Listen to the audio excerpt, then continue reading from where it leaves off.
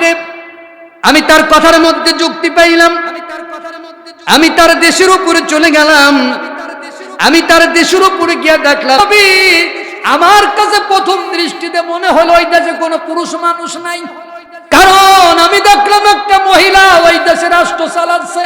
নবী আপনি বলেন পুরুষ যদি দেশের মধ্যে থাকে তাহলে মহিলা কি রাষ্ট্র চালাইতে পারে? আমার কাছে মনে হলো ওই দেশে পুরুষ মানুষ নাই, একটা মহিলা রাষ্ট্র চালাচ্ছে। কতক্ষণ? কিন্তু একটা মজার ব্যাপার হলো, মনিটর একটু আওয়াজ বাড়বে, রাষ্ট্র পরিচালনার জন্য এমন কোন নিয়ামত নেই আমার আল্লাহ ওই মহিলারে দান করে নাই, সব নিয়ামত তারে দান করেছে, শুধু নিয়ামত গুলোই দান করে নাই, বড় একটা সিংহাসন আমার আল্লাহ ওই মহিলারে দান করেছে।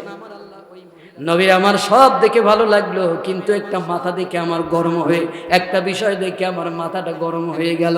সুলাইমান বললেন কি দেখে তোমার মাথা গরম হলো? হুদুদ পাখি বললেন নবীরে আমার কথা যদি শুনে ভালো লাগে, আমার যে 3টে পুরস্কার দিতে চাইছেন পুরস্কারগুলো দিয়ে দেন, সামনের গল্প শুনবেন, আর পুরস্কার যদি না দেন সামনের গল্প বলবো না। তাহলে হুদুদ পাখির মাথায় বুদ্ধি কম না বেশি? ওয়ালাকাদ আতাইনা দাউদা ওয়া সুলাইমানা ইলমা وقال الحمد لله الذي فضلنا على كثير من عباده المؤمنين আমার সাথে বলুন সাদাকাল্লাহুল আযীম। সম্মানিত ভাইরা, আমি মহাগ্রন্থ আল কোরআনুল কারীমের 27 নম্বর সূরা আন-নামলের 15 নম্বর আয়াত তেলাওয়াত করেছি। আমি বাংলা মানে বলছি, এখানে আল্লাহ রাব্বুল আলামিন বলছেন ওয়ালাকাদ আতাইনা দাউদা ওয়া সুলাইমানা ইলমা, আমি দাউদ এবং সুলাইমানের জ্ঞান দিয়েছি। অকল আলহামদুলিল্লাহ, জ্ঞান পাবার পরে তারা বলল আলহামদুলিল্লাহ। কেন? ফাদ্দালানা আলা কাসীরিম মিন ইবাদিহিল মুমিনিন, তারা বলল আল্লাহ তুমি আমাদেরকে অনেক মুমিন বান্দাদের থেকেও শ্রেষ্ঠত্ব দান করেছো। সুবহানাল্লাহ, আস্তে না জোরে। রব্বুল আলামিন এই আয়াত সংক্রান্ত আমাকে কিছু কথা বলবার তৌফিক দিন, সকলকে শুনে বুঝে আমল করবার তৌফিক দিন, বলেন আমিন। আমি যে আয়াত পড়েছি এই আয়াতের মানে কি বুঝেছেন? আল্লাহ বললেন যে আমি দাউদ এবং সুলাইমানকে জ্ঞান দান করেছি। মূলত জ্ঞান দেওয়ার মালিক কে? আরো জোরে বলেন। আমরা যখন মায়ের পেটে ছিলাম আমাদের কারোর কোনো জ্ঞান ছিল? আমরা কি মায়ের পেট থেকে কখনো কেউ লেখাপড়া শিখে পৃথিবীতে এসেছি? কেউ আসেনি, কেউ আসেনি, এটাই সঠিক, কেউ আসেনি। আর মায়ের পেট থেকে কেউ জ্ঞান নিয়ে আসেনি। আমরা জ্ঞান অর্জন করেছি পৃথিবীতে আসার পরে। আমরা যখন মায়ের পেটে ছিলাম, আমরা যখন বের হয়েছি, তখন আমাদের টেয়াটা কান্না ছাড়া কোনো ভাষায় আমাদের জানা ছিল না। আমরা ইংরেজি জানতাম না, উর্দু, ফার্সি, আরবি, বাংলা কিছুই জানতাম না। আমরা শুধু কানতাম, ক্ষুধা লাগলেও কানতাম, তারপরে আমরা অসুস্থ হলেও কানতাম, হাসি পাইলেও কানতাম। কান্নাই ছিল আমাদের প্রধান ভাষা, ঠিক কিনা? সেই কান্নাকে রূপান্তরিত করে এই চমৎকার কথায় পরিণত করে দেশে গেই। আরো জোরে কর আল্লাহ রাব্বুল আলামিন। আল্লাহ বলেন ওয়ালাকাদ আতাইনা লুকমানাল হিকমা, আমি লুকমানকে হিকমত দিয়েছি। আল্লাহ বলেন আমি দাউদ এবং সুলাইমানের জ্ঞান দিয়েছি। তো জ্ঞান দেওয়ার মালিক মূলত আল্লাহ। তো জ্ঞান কার কাছে চাইতে হয়? আল্লাহর কাছে। হযরত মূসা আলাইহিস সালাম বলেছিলেন রব্বি জিদনি ইলমা, আল্লাহ তুমি আমারে জ্ঞান দাও। আল্লাহ তুমি আমারে কি দাও? আল্লাহ তুমি আমারে জ্ঞান দাও। হযরত দাউদ এবং সুলাইমান বনী ইসরাঈলী নবী, অন্যতম নবী। হযরত দাউদ আলাইহিস সালামকে আল্লাহ রাজত্ব দান করেছিলেন, ক্ষমতা দান করেছিলেন। হযরত সুলাইমান আলাইহিস সালামকে আল্লাহ ক্ষমতা দান করেছিলেন, রাজত্ব দান করেছিলেন। তিনি রাষ্ট্র পরিচালনা করতেন। এই রাষ্ট্র পরিচালনার জন্য যতগুলি জ্ঞান, সব জ্ঞান তাকে দান করেছিলেন কে? আল্লাহ। হযরত দাউদ আলাইহিস সালাম বুড়া হয়ে গেলেন। তিনি মনে মনে চিন্তা করলেন আল্লাহ আমি তো মারাই যাব, যে কোনো মুহূর্তে আমি মারা যাইতে পারি, কিন্তু আমি মারা যাওয়ার পরে তুমি কাকে নবী বানাবা সেটা যদি আমি জানতে পারতাম তাহলে আমার ভালো লাগতো। আমার কথা কি বোঝা যাচ্ছে? দেখেন কি কথা, যে আল্লাহ আমি তো মারাই যাব, তা আমি মারা যাবার আগে কারে তুমি নবী বানাবা, যদি আমি জানতে পারতাম আমার ভালো লাগতো। এই যে নবীর মনের চাওয়া, নবীর মনের কথা পৃথিবীর কোন মানুষ শুনুক আর না শুনুক, আমার আল্লাহর কাছে পৌঁছে গেল। কথা বলতে হবে, আমার আল্লাহর কাছে পৌঁছে গেল। যেমন মক্কা থেকে হিজরত করে রাসূল মদিনায় গেলেন।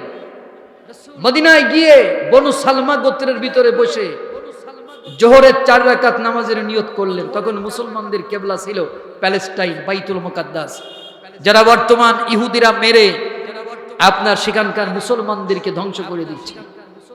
এটা ছিল মুসলমানদের প্রথম কি, সুবহানাল্লাযী আসরা বিআবদিহি লাইলা মিনাল মসজিদিল হারামি ইলাল মসজিদিল আকসা।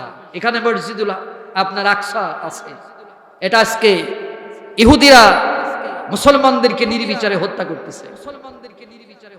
তো এদিকে মুখ করে রাসূল নামাজে দাঁড়ায় গেলেন, 4 রাকাত জোহরের নামাজ 2 রাকাত হয়ে গেল, আত্তাহিয়াতু পড়তেছেন। নবী মনে মনে চিন্তা করেন, আয় আল্লাহ, আমি যদি আমার মুখটা খানায় কাবার দিকে ফিরিয়ে দিতে পারতাম তাহলে আমার ভালো লাগতো। এই যে নবীর মনের চাওয়া, নবীর মনের কথা পৃথিবীর কাউকে বলা লাগলো না, শুনলো কে? আল্লাহ।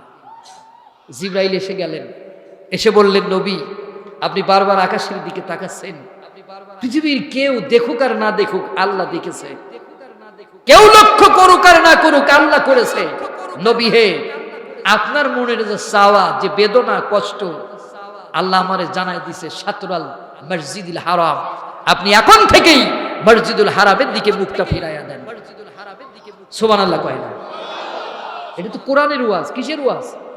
তো কোরআনের ওয়াজ শুনে সুবহানাল্লাহ কোন না কেন? সুবহানাল্লাহ কোন? আল্লাহর নবী 2 রাকাত নামাজ পড়লেন বাইতুল্লাহর দিকে, আর 2 রাকাত নামাজ পড়লেন বাইতুল মুকাদ্দাসের দিকে। ওই জায়গায় একটা মসজিদ নির্মিত হলো, আর ওই মসজিদকে মসজিদে কিবলাতাইন বলা হয়। এই যে নবীরা মনে মনে যা বলতেন তা আল্লাহর দরবারে অটো পৌঁছে যেত। আমরাও যেটা বলি তা আল্লাহর দরবারে অটো পৌঁছে যায়। হযরত দাউদ মনে মনে চিন্তা করলেন, আল্লাহ আমার পরে তুমি কারে নবী বানাবা, যদি আমি একটু জানতে পারতাম। এই যে নবীর মনের কষ্ট দূর করার জন্য আল্লাহ জান্নাত থেকে একটা বক্স, একটা বাক্স, বক্স মানে কি, একটা বাক্স জিবরাইলের কাছে পাঠাই দিলেন। বলেন, এটা নিয়ে তুমি আমার নবী দাউদের কাছে যাও।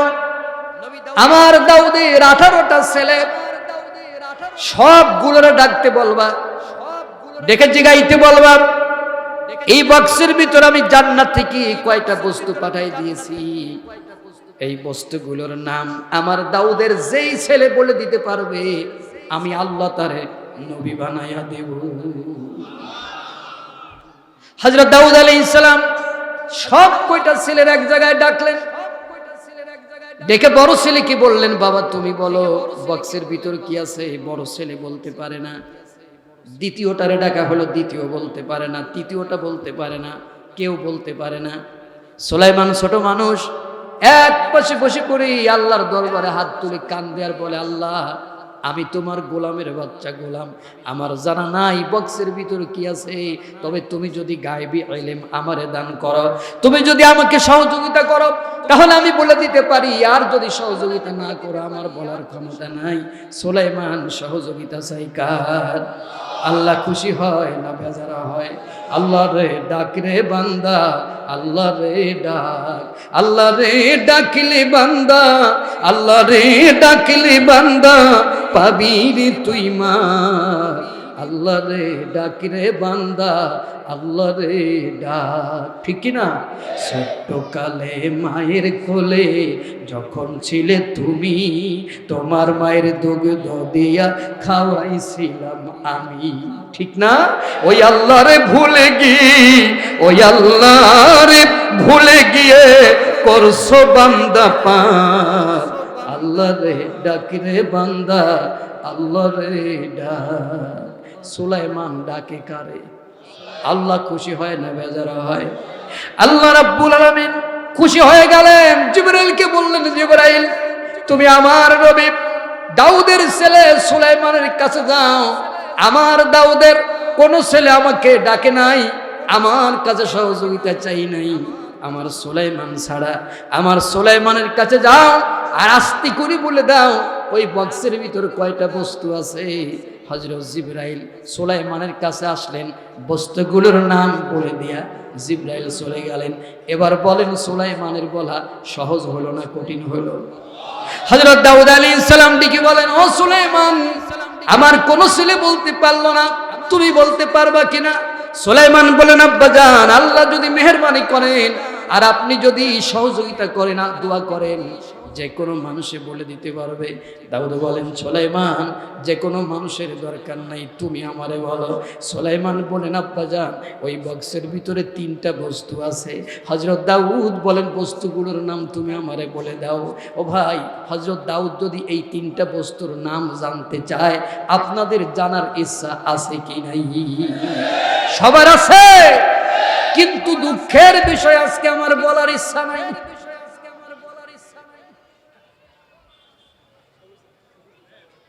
কারণ সব ওয়াজ করে দিয়ে গেলে ওই বক্তা পরের বছর আর দাওয়াত পায় না।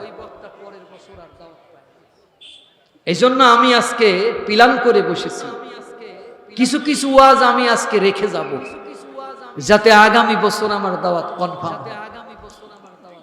আমার বুদ্ধি ভালো না খারাপ? আর শোনেন, যারা আমার সামনে বসছেন একটু মুস্কি মুস্কি হাসবেন, অলওয়েজ ইসমাইল, আর একটু মুস্কি মুস্কি হাসবেন, কারণ মুস্কি হাসা হলো সুন্নাত। আপনি আমার সামনে যদি হুতুম পেঁচার মতো এরকম বসে থাকেন, যেইটা হুতুম পেঁচার মতো বসে থাকে আমার চোখ ওই দিক যায়, আর তখন আর আমার ওয়াজ করতে মন চায় না। এই জন্য যারা বসেছেন একটু মুস্কি মুস্কি হাসবেন, রাসূলের সুন্নাত। এটা ভালো লাগে না? কথা কর না কেন? ভালো লাগে না?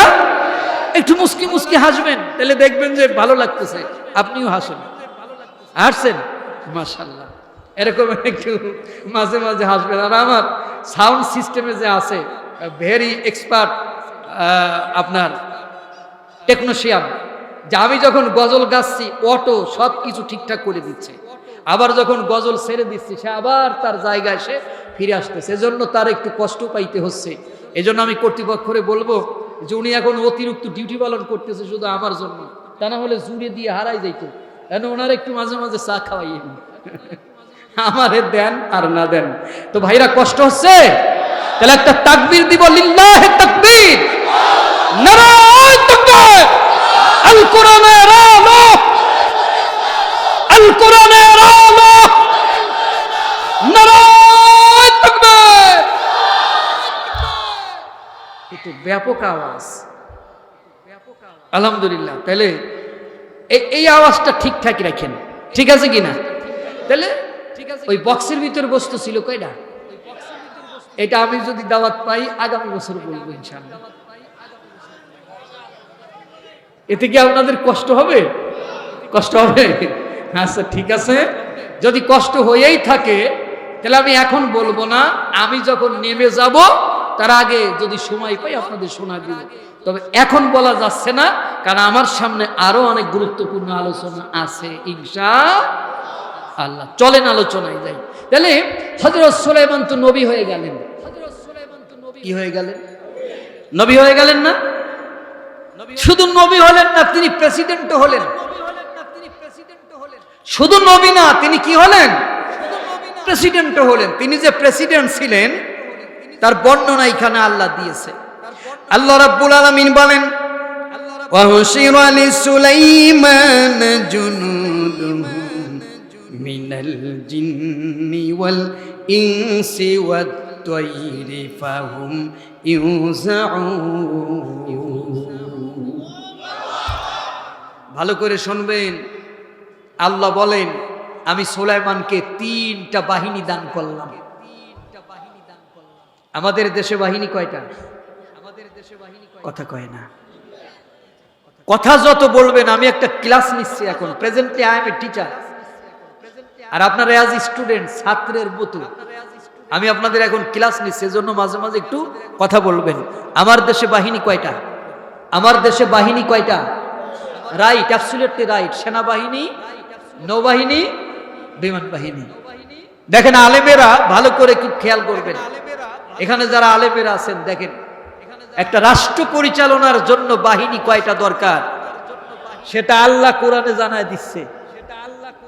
তার মানে কোরআন শুধু আপনার নামাজ পড়ার কিতাব না, কোরআন শুধু আপনার খতম পড়ার কিতাব না, কোরআন আপনার শুধু দুয়া তাবিজ রাখার কিতাব না। রাষ্ট্র পরিচালনা কেমনে করবে সে কথাও আল্লাহ কোরআনে বলে দিচ্ছে। আলহামদুলিল্লাহ বলেন। কিন্তু আমরা সেই শিক্ষা কি কোরআন থেকে নিচ্ছি? সুলাইমানকে বাহিনী দিলেন কয়টা? 3টা।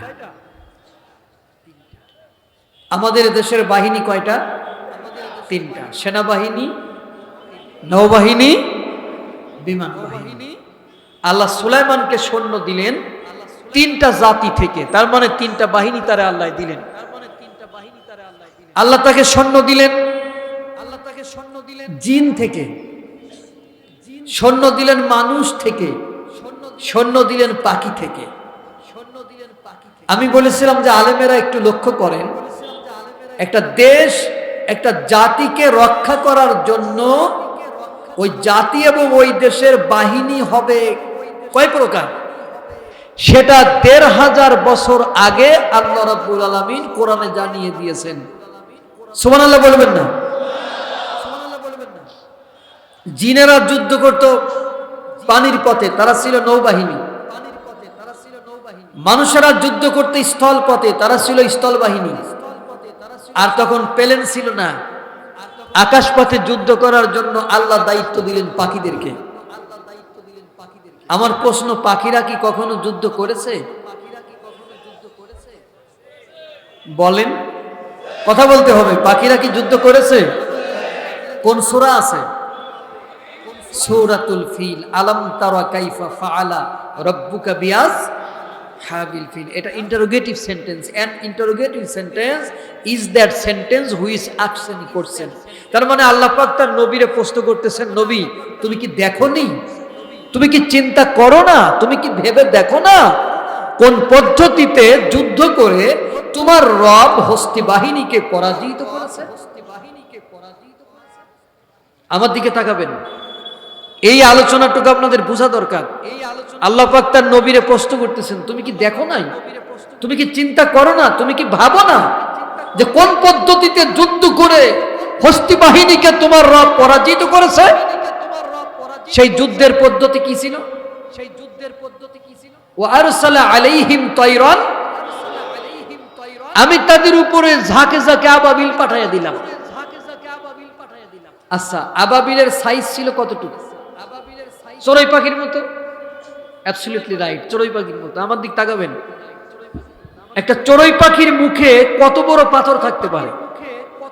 এরা চড়ুই পাখির পায়ের মধ্যে কত বড় পাথর থাকতে পারে যা মারলে একটা হাতি কাশফি মাকুল ওটা খেয়ে ফেলা ঘাসের মতো মাটির সাথে মিশে গেল, ওর অস্তিত্ব বিলীন হয়ে গেল।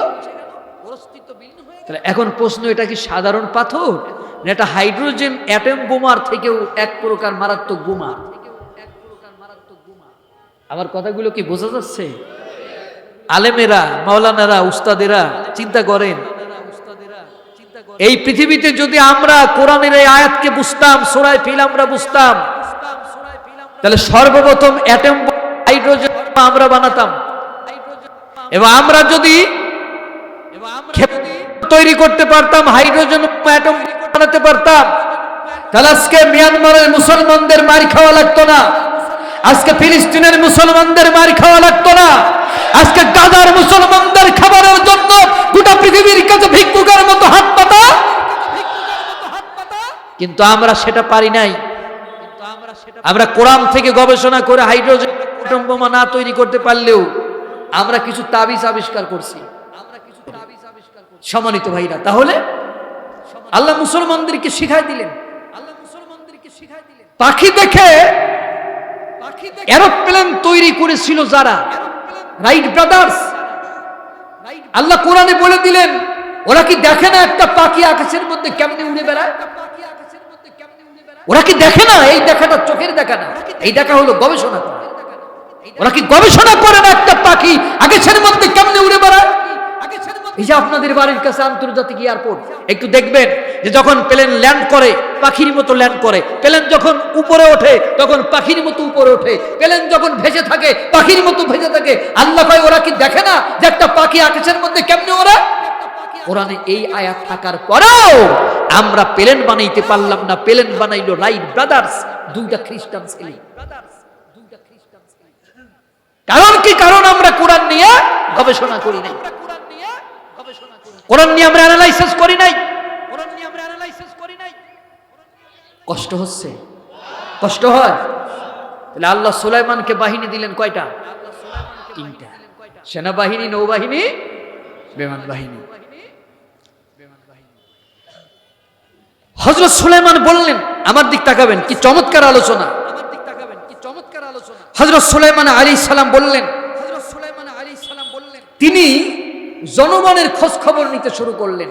মানুষ তার প্রজা এবং যত প্রাণীকুল ছিল সব তার অধীনে আল্লাহ করে দিয়েছিলেন। আলহামদুলিল্লাহ কর। তো তিনি যেমন মানুষের খোঁজ খবর নিলেন, ওরকমের পাখিদের খোঁজ খবর নিতে গিয়ে বললেন ওয়াতাফাক্কাদাত তয়রা, তিনি পাখিদের খোঁজ খবর নিলেন। পাখিদের খোঁজ খবর নিতে গিয়া তিনি বললেন যে আমার হলো কি? ভালো করে শুনবেন। হযরত সুলাইমান আলাইহিস সালাম সম্পর্কে আল্লাহ বলেন ওয়াতাফাক্কাদাত তয়রা ফাকালা মা লিয়া লা আরাল হুদুদ। তিনি পাখিদের খোঁজ খবর নিতে গিয়া দেখলেন সব পাখি আছে, একটা পাখি নাই, তার নাম হলো হুদহুদ। তার নাম কি? কথা কয় না। তার নাম কি? হুদহুদকে আপনারা চেনেন? হুদহুদকে আপনারা চেনেন? চেনেন না? হ্যাঁ, কি পাখি?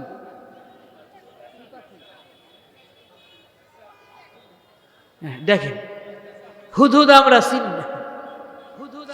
তো তিনি বললেন যে আমার কি হলো? আমার দিক তাকাবেন। তিনি বললেন যে আমার কি হলো? আমি হুদহুদকে দেখছি না। কেন? হুদহুদ হলো কাঠঠোকরা। হুদহুদ হলো কি? আমাদের দেশে বলে কাঠঠোকরা। আমার কি হলো যে আমি হুদহুদকে দেখছি না? আমি কানা মিনাল গায়বিন, নাকি সে অনুপস্থিত? আমার কি হলো? একজন বিচারক, তিনার ভাষাতে এমনই হবে, আমার কি হলো? আমি হুদহুদকে দেখছি না। তার মানে এর থেকে কি বুঝলেন? যে আমার কি চোখের সমস্যা, আমার চোখের প্রবলেম, যে আমি হুদহুদকে দেখছি না, নাকি সে আসলেই অনুপস্থিত? তার মানে নিজের ব্যর্থতা আগে তিনি জাস্টিফাই করার চেষ্টা করলেন যে আমার কোনো ব্যর্থতা আছে কিনা, আমি হুদহুদকে দেখছি না কেন, এটা কি আমার চোখের প্রবলেম, এটা কি আমার ব্যর্থতা, নাকি আসলেই হুদহুদ পাখি অনুপস্থিত? তার মানে একটা বিচারক যখন বিচার করবেন, ওই বিচারক নিজের থেকে বিচার শুরু করবেন, পরিবার থেকে বিচার শুরু করবেন, নিজের দলের থেকে বিচার শুরু করবেন, তারপরে অন্যের বিচার করবেন। কিন্তু আমরা দেখি নিজের বিচার আমরা করি না, নিজের পরিবারের বিচার আমরা করি না, নিজের দলের বিচার আমরা করি না, অন্যের বিচার করা নিয়ে আমরা বেশি ব্যস্ত হয়ে গেছি। কথাগণ ঠিক কিনা? নিজের দলের লোক চোর, ডাকাত, গুন্ডা, বদমাইশ, নিজের ছেলে গুন্ডা, বদমাইশ, চোর, এগুলোর আমরা বিচার করি না। বিচার আমরা অন্যের মানুষের করার জন্য প্রস্তুত আছি। নিজের ভিতরে যে দোষ ত্রুটিগুলো সেগুলো আমরা সংশোধন করার চেষ্টা করি না, অন্যের ভুলগুলো ধরা নিয়ে আমরা বেশি ব্যস্ত হয়ে পড়েছি। কথাগণ ঠিক কিনা? হযরত উমর ফারুকের কাছে মামলা আসলো তার ছেলের ব্যাপারে। তিনি কি তার ছেলের বিচার করেন নাই? তিনি কি তাকে শাস্তি দেন নাই? অথচ আজকে কয়জন পিতা আছেন বুকে হাত দিয়ে বলেন তো যে আপনি আপনার ছেলের বিচার করতে পারবেন? কয়জন নেতা আছেন আপনি বলেন তো যে আপনি আপনার দলের লোকের বিচার করতে পারবেন? হযরত সুলাইমান তিনি পাখিদের খোঁজ খবর নিলেন, তিনি মানুষের খোঁজ খবর নিতেন। জনগণের খোঁজ খবর নেওয়া হলো সুন্নাত। জনগণের খোঁজ খবর নিয়া কি? একটু জোরে কোন, খোঁজ খবর নিয়া কি? মাথায় টুপি দেওয়া কি? দাড়ি রাখা কি? বড় পাঞ্জাবি গায়ে দেওয়া কি? ওরকমের একটা নেতা জনগণের খোঁজ খবর নেবে, এইটাও সুন্নাত। তিনি বিচারক হবেন না যিনি অন্যের দলের বিচার করতে ব্যস্ত, নিজের দলে চোর, গুন্ডা, বদমাইশ বেড়েই যাচ্ছে, সেদিকে কোনো খেয়াল নাই, এমন লোক বিচারক আমরা চাই না। সুলাইমান বললেন আমার কি হলো? আমি হুদহুদকে দেখছি না কেন? আমি কানা মিনাল গায়বিন, নাকি সে অনুপস্থিত? খুঁজে আনো হুদহুদারা, আমি তারে কঠিন শাস্তি দেব। আমার দিক তাকাবেন, আমি তারে কঠিন শাস্তি দেব। সেই কঠিন শাস্তি হলো আমি তার জবাই করে ফেলে দেব। আমার ওয়াজ কি বোঝা যাচ্ছে? আমি তারে জবাই করে ফেলে দিব। তাহলে কঠিন শাস্তি বলে দিলেন, সেই শাস্তি হলো আমি তাকে জবাই করে ফেলে দিব। তবে সে যদি তার অনুপস্থিতির কারণ আমার কাছে সঠিকভাবে বলতে পারে, আমি তাকে মারব না, আল্লাহর হস্তে মাফ করে দেব। সুবহানাল্লাহ কোন। খুঁজিয়ানো হুদহুদের খোঁজা লাগলো না। আল্লাহ বলেন ফামা কাসা ওয়াইরা বাঈদ, অল্প সময়ের ভিতরে হুদুদ পাখি এসে হাজির হয়ে গেল। সুলাইমান বললেন, হুদুদ রে, তুমি আমার উইদাউট পারমিশনে চলে গিয়েছো, আমার কোনো পারমিশনের প্রয়োজন মনে করো নাই। আমি তোমারে কঠিন শাস্তি দিয়েছি, আমি তোমারে জবাই করে ফেলে দেব।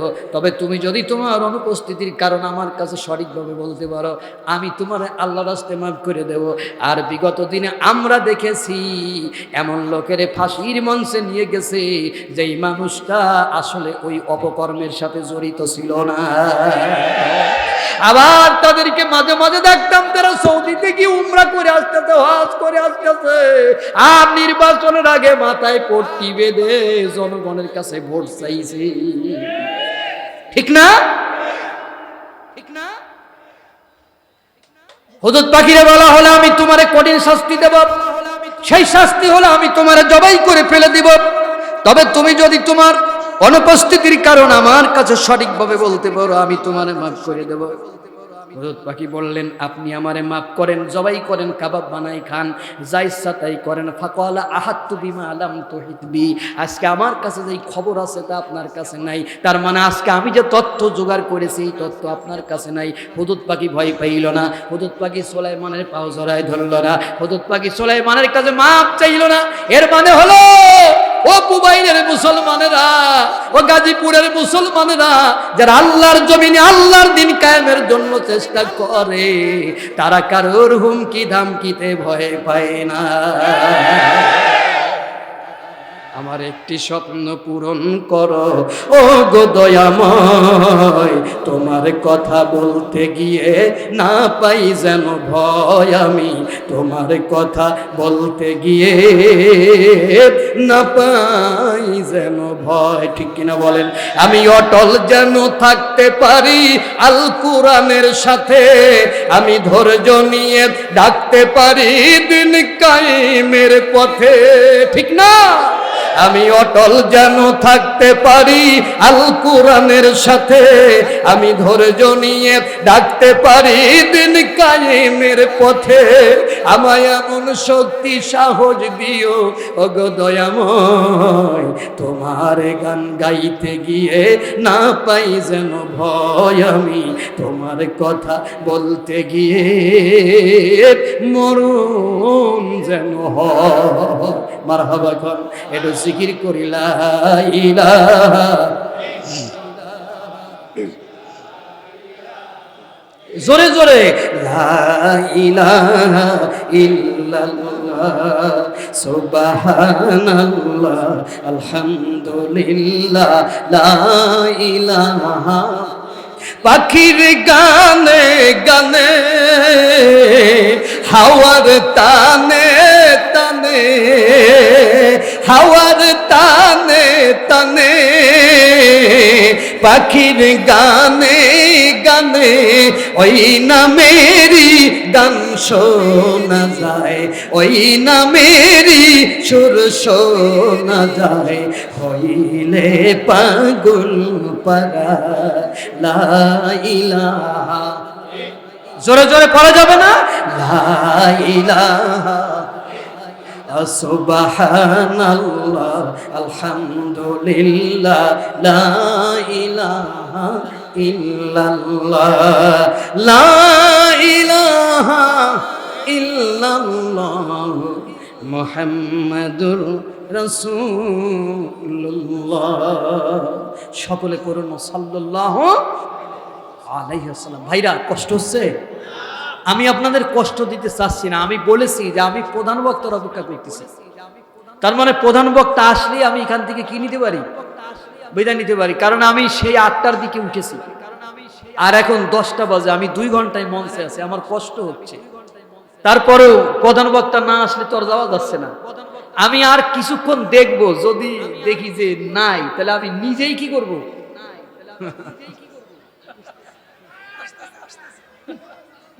আসতেছে। শোনেন, তাড়াহুড়া করলে চলবে না। আচ্ছা, আমার জন্য কি আপনারা কষ্ট পাচ্ছেন না?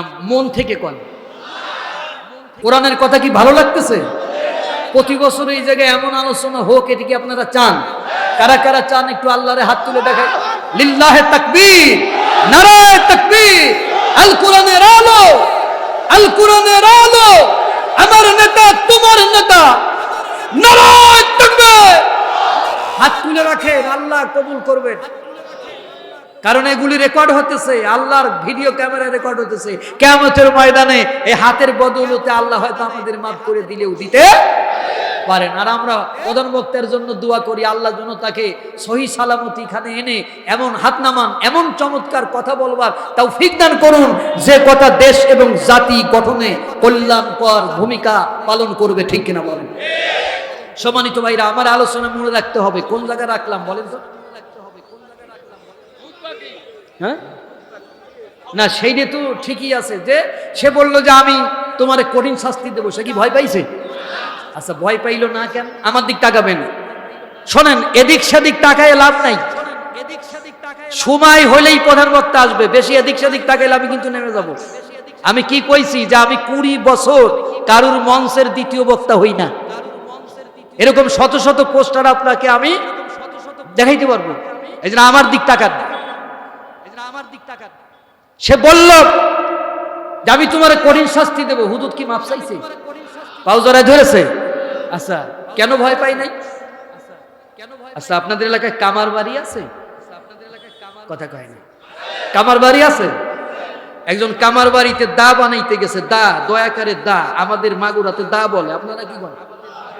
দা মানে যে গাছ কাটে, বাঁশ কাটে, এইটার নাম কি?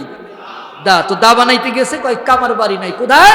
তো কামার শ্বশুর বাড়ি গেছে। কখন আসবে? কয় যে 2 মিনিট পরে। তো চিন্তা করলো, কষ্ট করে আইছি, দাটা বানাই নিয়েই যাই। বাজার থেকে সিরা মুড়ি কিনে এনে কামার বাড়ি বসে বসে খাচ্ছে। কামার বাড়ির বিড়াল ম্যাও ম্যাও করে ডাকতেছে, মানে শিয়ার তুমি আমার একটু দিয়ে টিয়ে খাও। তো বিড়ালকে তাড়ানোর জন্য ঠক ঠক করে আওয়াজ করে। বিড়াল কয়, হোয়াট ইজ দিস? এটা ঠক ঠক করো কেন? তো কই, আমি তোমার ভয় দিচ্ছি। কয় যে ঠক ঠক করলে আমি ভয় পাই, এই কথা তোমার কে বলেছে?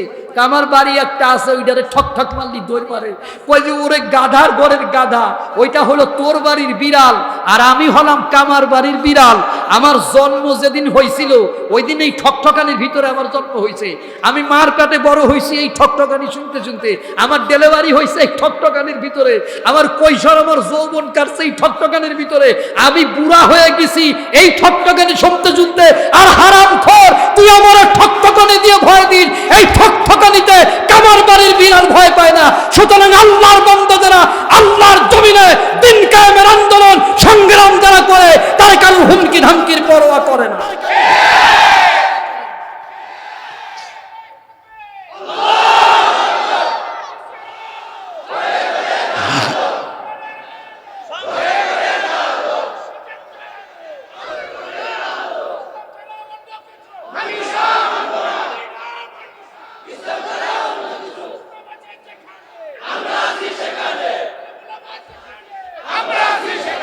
সম্মানিত ভাইরা,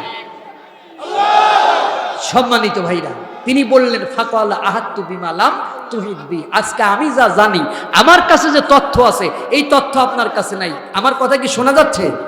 হুদুদ পাখি ছিল ভূতত্ত্ব বিজ্ঞানী। সুলাইমান হুদুদ ছিল ভূতত্ত্ব বিজ্ঞানী। সে ছিল গোয়েন্দা বাহিনীর হেড।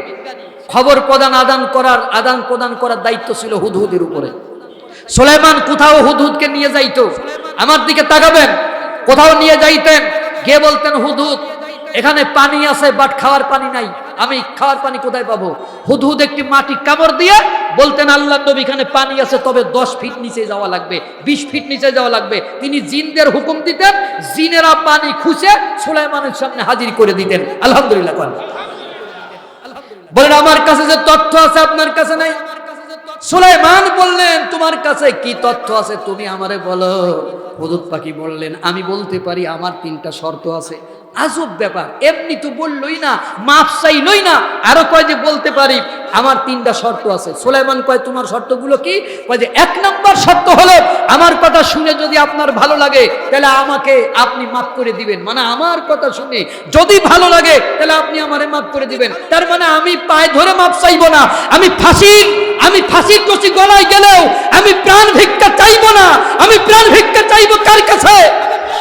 এই বাংলাদেশে কি এমন লোক ছিল যে রাষ্ট্রপতির কাছে প্রাণ ভিক্ষা চাইনি, মৃত্যুতে ফাঁসির দড়ি গলায় নিয়েছে? ঠিক কিনা বল? আবার এমনও লোক তো ছিল মৃত্যুদণ্ড হইলেই একবারে রাষ্ট্রপতির কাছে দরখাস্ত করেছে। একটা পাখির থেকে শিক্ষা নেন। যারা যে বেকুবের দল বলে কাহিনী শুনতে চাই না, আরে তোরে তো আমি ওই জরিনা সকিনার কাহিনী শোনাচ্ছি না, এটা কোরআনের কাহিনী। ওয়ালাকাদ সাররাফনাল নাস বিহাযাল কুরআনি মিন কুল্লি মাসাল। আল্লাহ বলেন আমি কোরআনের মধ্যে বহু উপমা দ্বারা, মিসাল দ্বারা কোরআনকে বিশদ ভাবে বর্ণনা করেছি। বিশদ, কত বিশদ! কুল্লাউ কানাল বাহার, পৃথিবীর মধ্যে যত সাগর আছে সমস্ত সাগরের পানিগুলো যদি কালি হয়ে যায়, আল্লাহ রাব্বুল আলামিন বলেন লিখতে লিখতে গোটা পৃথিবীর সাগরের পানিগুলো শেষ হয়ে যাবে, আল্লাহর কোরআনের ব্যাখ্যা লেখা শেষ হবে না। এগুলো হলো উদাহরণ, এক্সাম্পল। আমি আপনাদের কাহিনী শোনাতে যাব কেন? এগুলো কোরআনের কাহিনী, এগুলো দিয়ে ওয়াজ করা দরকার মাঠে ময়দানে। কথা বল ঠিক কিনা? ওই সকিনা জরিনার কাহিনী শোনার সময় নাই। সকিনা জরিনার কাহিনী শোনার সময় নাই। সম্মানিত ভাইরা, মাঝে মাঝে আমি জিজ্ঞাবো আপনাদের কোন জায়গায় আলোচনা রাখলাম, কোন জায়গায় রাখলাম, কোন দিন হ্যাঁ হ্যাঁ এই যে মনে আছে, তার মানে আপনি শুনেছেন। এরা আমি যাতে অ্যাটেনশন হতে পারেন, অ্যাক্টিভ থাকতে পারেন, সেই জন্য মাঝে মাঝে কি করি, প্রশ্ন করি। তো কয় যে আমার 1 নম্বর প্রশ্ন হইল, আমার 1 নম্বর শর্ত হলো আমার কথা শুনে যদি ভালো লাগে মাফ করে দিতে হবে। তার মানে আমি পায়ে ধরে মাপ নেব না, আমার যোগ্যতায় আমারে মাফ করা লাগবে। আলহামদুলিল্লাহ। 2 নম্বর শর্ত হলো আমার পুরস্কার দিতে হবে। 3 নম্বর শর্ত শুধু আমারে পুরস্কার দিলে হবে না, আমার গোটা জাতি ধরে পুরস্কার দিতে হবে। তার মানে আমি একা একা খাবো না, আমার গোটা জাতি ধরে আমি খাইতে চাই। আল্লাহর পয়গম্বর সুলাইমান বললেন তুমি কি জানো যা আমি জানি না, তুমি আমারে বলো।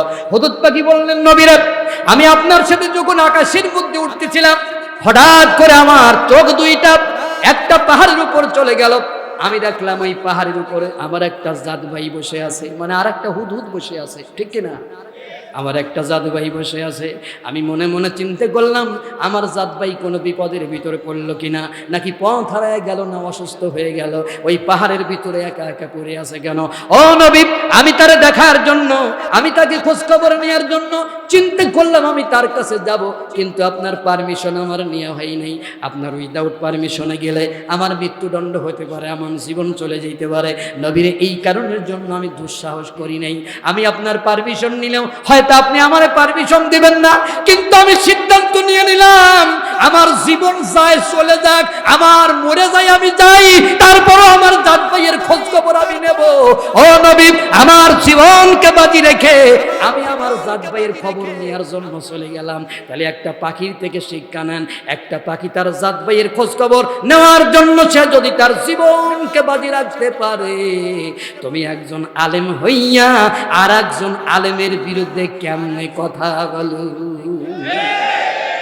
তুমি একজন আলেম হইয়া আর একজন আলেমের পাশায় বাঁশ দিয়ে খাড়া করার জন্য কেমন করে তুমি প্রস্তুত হয়ে আছো? তুমি একজন মুসলমান হইয়া আর এক মুসলমানের মাথায় কেমনে বাড়ি মেরে তার বিরুদ্ধে আবার মিথ্যা মামলা করে বেড়াচ্ছ? কতক্ষণ?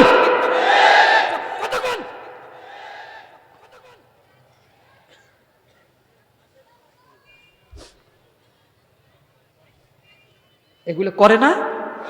আলেম হয়ে আলেমের বিরুদ্ধে ফতোয়া দিয়ে বেড়ায়। কতক্ষণ? একজন আলেম যদি বাংলাদেশে মারি খায় সবচেয়ে আমি বেশি কষ্ট পাবো, কারণ আমার ভাই ও যেই টুপি মাথায় দিক তাতে কোনো সমস্যা নাই, নামের আগে মাওলানা মুফতি আছে কিনা আগে তাই বল। ও যেই পাঞ্জাবি গায়ে দিক, ও যেই পাগড়ি বাঁধুক, তাতে আমার কোনো সমস্যা নেই। ও যেই সিলসিলার হোক না কেন, সে তো মাওলানা, সে তো কোরআন পড়ে, সে তো কোরআনকে ভালোবাসে, সে নামের আগে মাওলানা লিখেছে। আমি তার সবচাইতে কাছের মানুষ, তার বিপদে আমি দৌড়াই যাব। আমি ঠেলাঠেলি করব না। যারা দুয়াল্লিন বলেন, জোয়াল্লিন বলেন, ডাজেন্ট ম্যাটার, কোনো সমস্যা নাই। যারা বুকে হাত বাঁধেন, নাবিতে হাত বাঁধেন, এটাও কোনো সমস্যা না। আপনি সৌদি আরবে যাবেন, হেরেম শরীফে গিয়ে নামাজ পড়বেন, দেখবেন এক গ্রুপ এই জায়গায় হাত বেঁধেছে, আর এক গ্রুপ এই জায়গায় হাত বেঁধেছে, আর এক গ্রুপ মোটেই বাঁধে নাই। সেখানে কোনো ফতুয়াবাজি নাই। যত ফতুয়াবাজি বাংলাদেশে শুরু করেছ এই ঐক্যবদ্ধ মুসলিম জাতিকে বিভক্ত করার জন্য। এখন একটি সম্ভাবনাময় টাইম চলতেছে। এই টাইমে যদি বাংলাদেশের সমস্ত আলেমেরা এক হয়ে যায়, এই টাইমে যদি বাংলাদেশের সমস্ত আলেমেরা এক হয়ে যায়, তাহলে এই পার্লামেন্ট হবে কোরআনের পার্লামেন্ট। এখানে কারোর কাছে দয়া ভিক্ষা চাওয়া লাগবে না, মাদ্রাসায় টাকা চাওয়া লাগবে না, ভিক্ষা করা লাগবে না। অটো তোমার মাদ্রাসা হেফজখানা সরকারিকরণ হয়ে যাবে।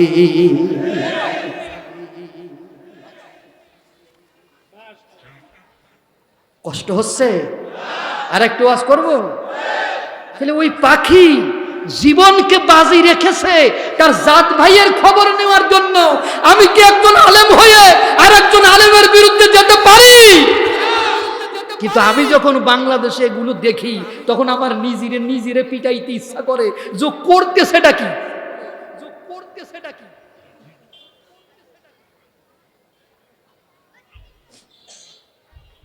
ও ভাই, আসেন না, আমরা সবাই এক হয়ে যাই, সমস্ত আলেম এক হয়ে যায়, সমস্ত মাওলানা এক হয়ে যায়, এক প্ল্যাটফর্মে চলে আসি। তাইলেই কেবল এই দেশে আল্লাহর কালিমার পতাকা উঠতে পারে।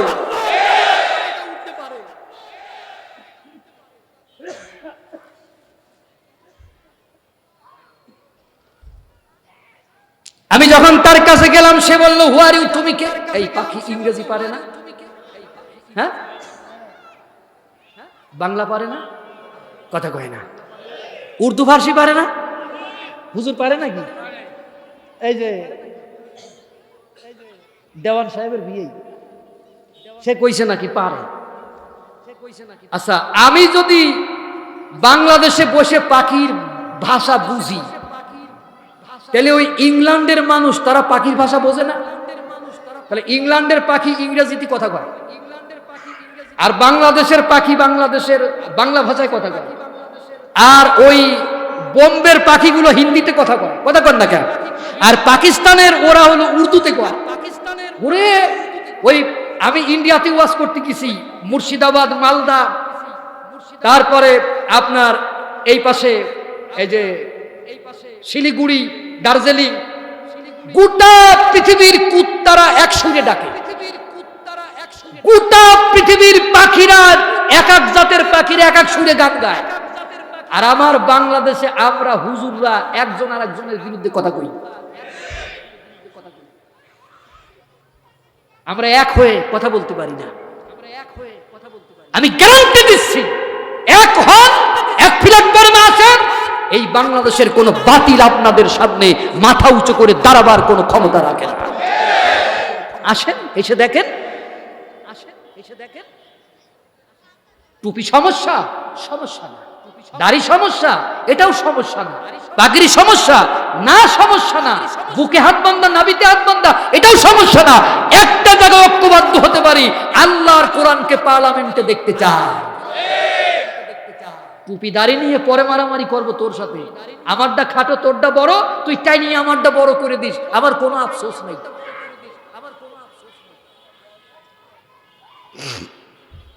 সম্মানিত ভাইরা, আমার দিক তাকাবেন। এখন কি হলো? তো সে গিয়া বলতেছে, তোমার বাড়ি কোথায়? তো কই যে আমার বাড়ি হলো সিরিয়ায়। তো কয় তোমার বাড়ি? কয় আমার বাড়ি ইয়েমেনের সাবায়। তো তুমি এখানে কেন এসেছো? তুমি এই জায়গায় একা একা বসে আছো কেন? কয় যে আমি এই জায়গায় একা একা বসে আমার আল্লাহর জিকির করতেছি। একটা পাখি নিরলায় নির্জনে বসে জিকির করে কার? আরো জোরে। আর আমরা নিরলায় নির্জনে বসে কানের ভিতর হেডফোন দিয়ে আমরা কি করি? বনের কোকিল ডাকে রে cook cook cook cook cook, আমরা গান শুনি। অথচ একটা পাখি নিরলায় নির্জনে বসে জিকির করে আমার আল্লাহ। কার? তাহলে ওই পাখি আমার থেকে উত্তম হলো না? ওই পাখি আমার থেকে উত্তম হলো না? অথচ আমি আশরাফুল মাখলুকাত, সৃষ্টির সেরা জীব, আল্লাহ আমাকে তৈরি করেছে। আলহামদুলিল্লাহ। ছেলেরা যারা আছো তাদেরকে বলি, নিরলয় নির্জনে যদি বসে থাকো, তুমি জিকির করো, মনের ভিতরে তুমি একাই জিকির করো, আল্লাহ আল্লাহ আল্লাহ। পড়েন আল্লাহ আল্লাহ আল্লাহ আল্লাহ, আরো জোরে আল্লাহ আল্লাহ আল্লাহ, আরো জোরে পড়া যাবে না? আল্লাহ আল্লাহ আল্লাহ আল্লাহ আল্লাহ আল্লাহ।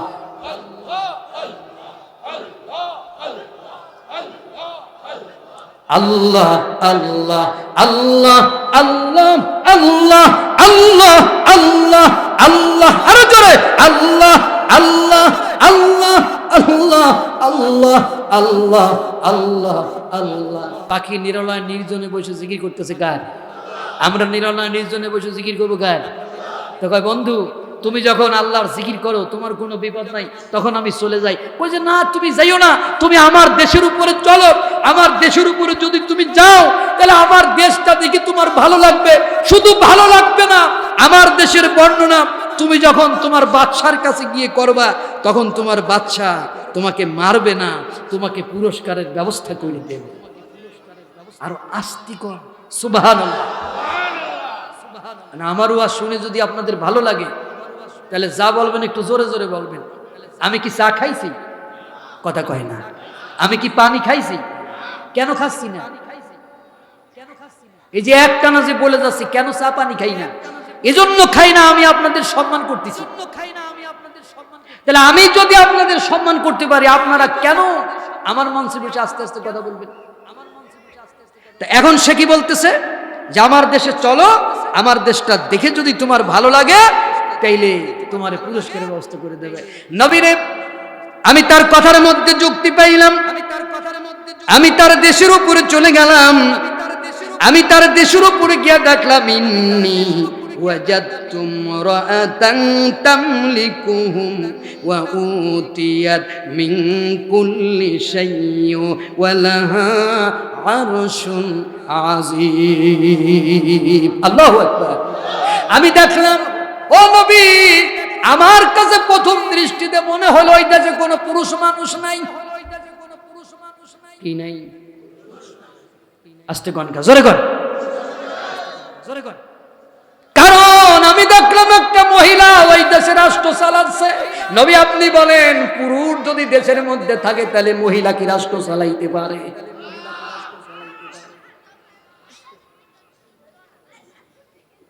আমার কাছে মনে হলো ওই দেশে পুরুষ মানুষ নাই, একটা মহিলা রাষ্ট্র চালাচ্ছে। কথা কন। কিন্তু একটা মজার ব্যাপার হলো, মনিটরের একটু আওয়াজ বাড়বে, রাষ্ট্র পরিচালনার জন্য এমন কোন নিয়ামত নেই আমার আল্লাহ ওই মহিলারে দান করে নাই। সব নিয়ামত তারে দান করছে, শুধু নিয়ামত গুলোই দান করে নাই। বড় একটা সিংহাসন আমার আল্লাহ ওই মহিলারে দান করেছে। নবী আমার সব দেখে ভালো লাগলো, কিন্তু একটা মাথা দেখে আমার গরম হয়ে, একটা বিষয় দেখে আমার মাথাটা গরম হয়ে গেল। সুলাইমান বললেন, কি দেখে তোমার মাথা গরম হলো? হুদুদ পাখি বললেন, নবীরে আমার কথা যদি শুনে ভালো লাগে, আমার যে 3টে পুরস্কার দিতে চাইছেন পুরস্কারগুলো দিয়ে দেন। সামনের গল্প শুনবেন, আর পুরস্কার যদি না দেন সামনের গল্প বলবো না। তাহলে হুদুদ পাখির মাথায় বুদ্ধি কম না বেশি? চিন্তা করলো, যদি গল্প শুনি আমারে পুরস্কার যদি না দেয়, সেজন্য কয় যে আগে পুরস্কার দেন তারপরে গল্প শোনেন। সুলাইমান বললেন, আমি তোমারে মাফ করে দিলাম আল্লাহর রাস্তায়। সুবহানাল্লাহ। 2 নাম্বার পুরস্কার, আজকের থেকে তোমাদের মাথার উপর একটা লাল রঙের মুকুট পরাই দিলাম। গোটা পৃথিবীর মানুষগুলো তোমাদের দেখে বুঝে নেবে তোমরা সাধারণ কোনো পাখি নাও, তোমরা রাজকর্মচারী। 3 নাম্বার পুরস্কার, আল্লাহর কাছে ফরিয়াদ করে দিলাম, কিয়ামত পর্যন্ত তোমাদের কথা আল্লাহ রাব্বুল আলামিন জারি করে রাখবে, আর কিয়ামত পর্যন্ত মানুষগুলো তোমাদের নিয়ে আলোচনা করবে।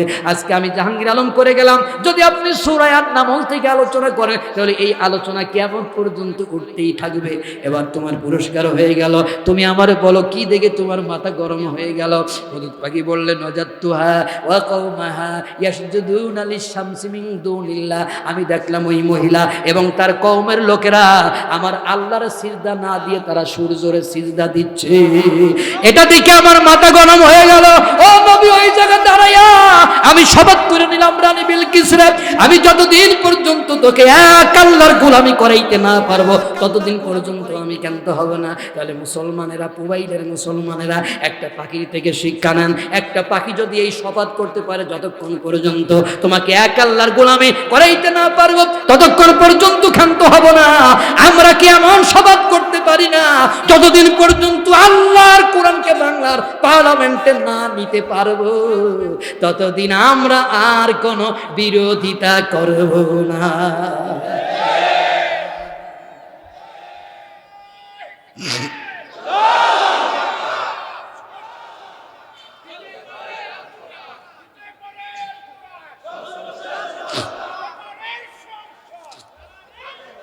আলহামদুলিল্লাহ, আমি বুঝছি এই সমস্ত স্লোগানের সাথে এরা বেশি পরিচিত না।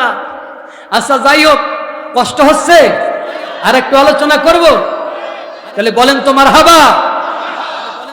আওয়াজ তো ঠিকই আছে হুজুর, আওয়াজ তো ঠিকই আছে না? এই আপনারা দুর্বল মারতেছেন না, আমি দুর্বল মারিয়ে যাচ্ছি। তাহলে কি হলো? সে বলল যে আমি শপথ করে নিছি। আল্লাহর পয়গম্বর সুলাইমান বললেন, হুদুদ ওয়ালা সানানজুরু আসাদাকতা আম কুনতা মিনাল কাযিবিন। আল্লাহু আকবার বলেন। আমার দিক তাকাবেন, এদিক সেদিক তাকাবেন না, গুরুত্বপূর্ণ কথা। সে বলতেছে আমি তোমারে পুরস্কার দিছি, গল্পও শুনছি, কিন্তু তুমি সত্য বললে না মিথ্যা বললে আমি একটু পরীক্ষা করতে চাই। কি করতে চাই? আরো জোরে, আরো জোরে। তাহলে রাষ্ট্রপ্রধান যিনি হবেন তার মাথায় কত বুদ্ধি! তুমি আমারে তো বানায় বানায় গল্প বলতে পারো, তা আমি তোমার একটু পরীক্ষা করব যে তুমি সত্য বলছো না মিথ্যা বললে। সে কি হবে? ইজহাব বি কিতাবি হাযা, এই যে একটা চিঠি আমি তোমারে লিখে দিলাম, এই চিঠি নিয়ে তুমি চলে যাবা রানী বিলকিসের কাছে। ফাআলকি ইলাইহিম, এই চিঠি তুমি তার কাছে দেবে। সুম্মা তাওয়াল্লা আনহুম, সেখানে তুমি কিছু সময় অবস্থান করবে। এরপরে সে যে চিঠির প্রতি উত্তর আমার দেওয়ার জন্য চিন্তা ভাবনা করবে, সেটা তুমি মনোযোগ দিয়ে গোয়েন্দাগিরি করে গোপনে শুনে আমার কাছে খবর পাঠাবে রানী বিলকিস খবর পাঠানোর আগে। যদি তোমার কথার সাথে রানী বিলকিসের কথা মিলে যায় তাহলে সত্যবাদী, আর না মিলে গেলে তুমি মিথ্যাবাদী। এবার আল্লাহর পয়গম্বর সুলাইমানের দরবার থেকে রানী বিলকিসের দরবারের দূরত্ব ১৫০০ মাইলের পর। কয় হাজার মাইল? যাইতে সময় লাগবে না? কথা কয় না, যাইতে সময় লাগবে না? তা আমি কই কি, পাখি আজকে উড়িয়ে উড়িয়ে যাক, আর আমিও আজকে মাগুরা যাই। আল্লাহ যদি বাঁচায়, আগামীতে যদি আর জীবনে দাওয়াত পাই, পাবো বলে বিশ্বাস হচ্ছে না। কারণ আপনারা ঢাকার মানুষ, আমরা মাগুরার মানুষ, আপনারা হলো বড় জায়গার মানুষ, আমাদের কি আপনারা দাওয়াত দিবেন? আমরা হলো ছোট হুজুর, কথা বোঝেন নাই? তো যদি আবার জীবনে কোনোদিন দাওয়াত পাই, তাহলে আবার এখান থেকে শুরু করব যে পাখি উড়ে কত দূর গেল। আজকে আর বাড়ানো যাবে না, আজকে আর বাড়ানো যাবে না।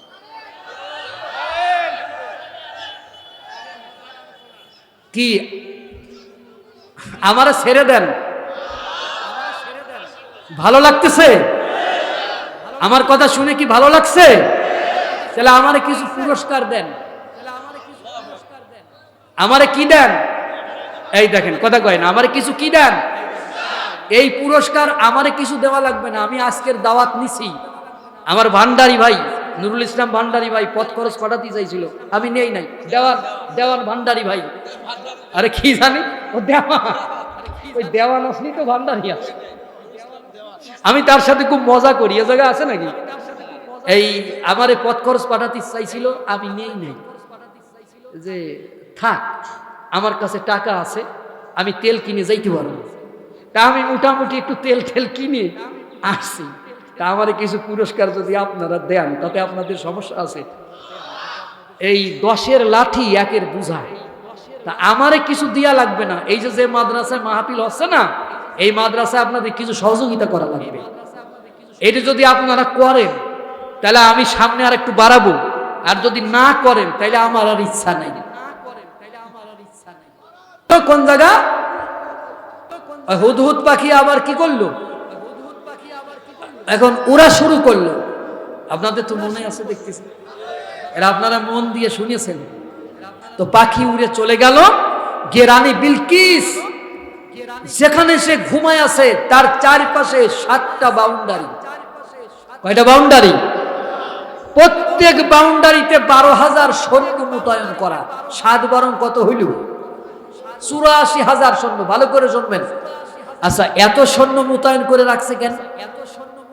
এই ভাই, বাদাম খাওয়া যাবে না, কন্ট্যাক্ট ছিল, আপনারা পিছনে আইছেন, কন্ট্যাক্ট ছিল আমিও খাবো না, আপনারাও খাইতে পারবেন না। আমি আমার কথা রাখছি, কিন্তু এই যে পানি দিচ্ছে বারবার, সবার গলা শুকাইলো, আমার গলা শুকাচ্ছে না। তা এত সৈন্য মোতায়েন করে রাখছে কেন? কারণ যাতে মৃত্যু তার কাছে যাইতে না পারে। কথা কোন ঠিক কিনা? তারে যাতে মৃত্যুতে ধরতে। আমার বাংলাদেশও একজন ছিল, সেও মনে করছিল যে মনে হয় আমার কিছুই হবে না, হ্যাঁ আমার কিছুই হবে না, কিন্তু যাওয়ার সময় গালে পানি দিয়ারও লোক খুঁজে হয় না। 84,000 সৈন্য মোতায়েন করা। হুদহুদ পাখি টার্গেট নিল রানী বিলকিস কোন জায়গা ঘুমাইছে। টার্গেট নিয়া রানী বিলকিসের কামরার ভিতরে চিঠিটা দিয়া চিন্তা করেছে, আমি যে তার কামরার মধ্যে চিঠি দিলাম, একটা গোয়েন্দাগিরি করলাম। এই গোয়েন্দাগিরি করার জন্য রানী বিলকিস আমারে ধরে জবাই করতে পারে। আমার এখানে থাকা মোটেও নিরাপদ না, আবার এখানে কোনো পরামর্শ হবে না, এখানে পার্লামেন্ট না। ভালো করে শুনবেন, আমি পার্লামেন্ট হাউসের মধ্যে চলে যাই, আমি এমন জায়গায় লুকায় থাকবো মানুষ আমারে দেখতে পারবে না, কিন্তু আমি সবাইরে দেখতে পারবো। এটাই তো গোয়েন্দাদের 1 নাম্বার কাজ, ঠিক কিনা? পার্লামেন্ট হাউসের মধ্যে চলে গেল। পার্লামেন্ট হাউসের মধ্যে গিয়া একটি ভেন্টিলেটর ভেঙ্গে, ভেন্টিলেটর চেনেন, 2 পার্ট থাকে না, তা 1 পার্ট ভেঙে ভেন্টিলেটরের ভিতরে গিয়া গলা নিচু করে দেখতেছে আমারে দেখা যাবে কিনা, আবার গলা উঁচু করে দেখতেছে আমি সবাইরে দেখতে পারবো কিনা। পজিশন ঠিক করে নিয়া এবার চিন্তা করলো খামাকা বসে থাকবো কেন, জিকির শুরু করে দিল, আল্লাহ আল্লাহ আল্লাহ, জোরে জোরে জোরে জোরে, আরো জোরে, আল্লাহ আল্লাহ আল্লাহ আল্লাহ আল্লাহ আল্লাহ, সুবহানাল্লাহ, আলহামদুলিল্লাহ, লা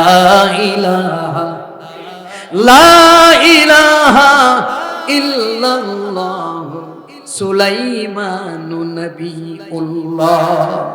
সে উম্মত ছিল কার? সুলাইমানের ছিল না? হঠাৎ করে রানী বিলকিসের ঘুম ভেঙে গেছে।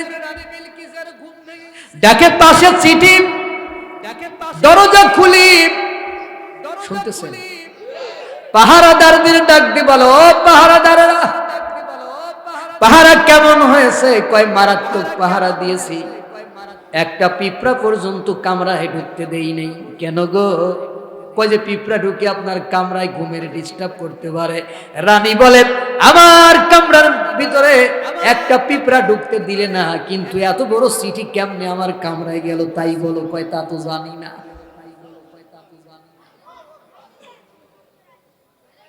আল্লাহু আকবার বলবেন না? বাদাম খেয়েই যাচ্ছেন, খেয়েই যাচ্ছেন।